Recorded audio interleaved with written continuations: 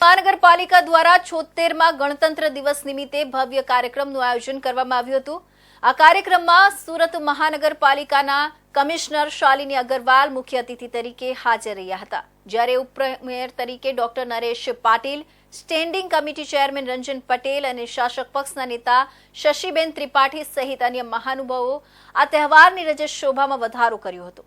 શહેરના નાગરિકોએ પણ આ કાર્યક્રમમાં ઉપસ્થિત રહી શોભા વધારી હતી। સુરત મહાનગરપાલિકા દ્વારા 76મા ગણતંત્ર દિવસની ભવ્ય ઉજવણી કરવામાં આવી હતી, જેમાં શહેરના નાગરિકોની મોટી ઉપસ્થિતિ રહી હતી।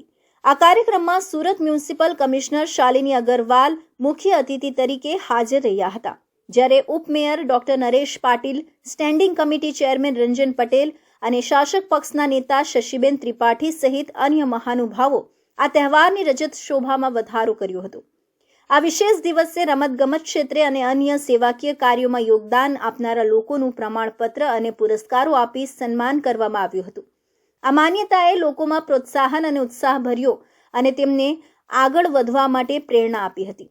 કાર્યક્રમની વિશેષતા તરીકે વિવિધ સાંસ્કૃતિક કાર્યક્રમો અને નાટક રજૂ કરવામાં આવ્યા હતા, જેમાં સુરતના નાગરિકોએ ઉત્સાહપૂર્વક ભાગ લીધો હતો।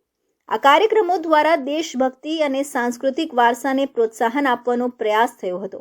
વિશ્વાસ અને સુરક્ષા વિશે જાણકારી ફેલાવવા ફાયર સેફટી પર ખાસ ધ્યાન આપવામાં આવ્યું હતું। ફાયર સેફટીની હાઇડ્રોલિક ગાડીનું પ્રદર્શન કરવામાં આવ્યું હતું, જેમાં તેની કામગીરીને જીવંત રીતે દર્શાવવામાં આવી હતી।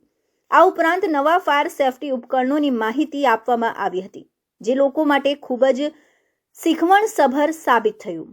ત્યારે માનનીય વડાપ્રધાનશ્રીએ 2047માં સમગ્ર ભારત દેશને વિશ્વમાં સૌથી મોટું અર્થતંત્ર બનાવવાનો સંકલ્પ લીધો છે અને માનનીય મુખ્યમંત્રીશ્રીએ વિકસિત ગુજરાતની પહેલ કરેલ છે, ત્યારે સુરત શહેર પણ આર્થિક, સામાજિક અને વિકાસના સર્વાંગી આયામોમાં ભારત દેશમાં પણ વિશ્વમાં સૌથી ધબકતું શહેર તરીકે આગળ વધ્યું છે।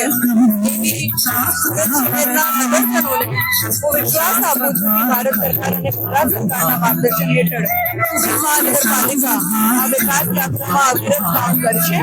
આ બધાનો સહકાર અપેક્ષિત છે, એટલે યુવાનો, મહિલાઓ, શહેરીજનોને આટલો જે સહકાર અમને મળે છે એમને માટે ખૂબ આપનો હાર્દિક આભાર માનું છું।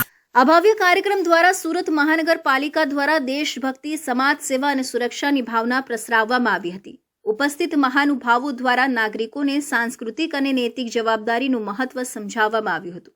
આ તહેવારનું આયોજન સુરત મહાનગરપાલિકાની તજજ્ઞ ટીમ અને સુરતના નાગરિકોની સહભાગિતાથી સફળ રીતે પૂર્ણ થયું હતું। સુરત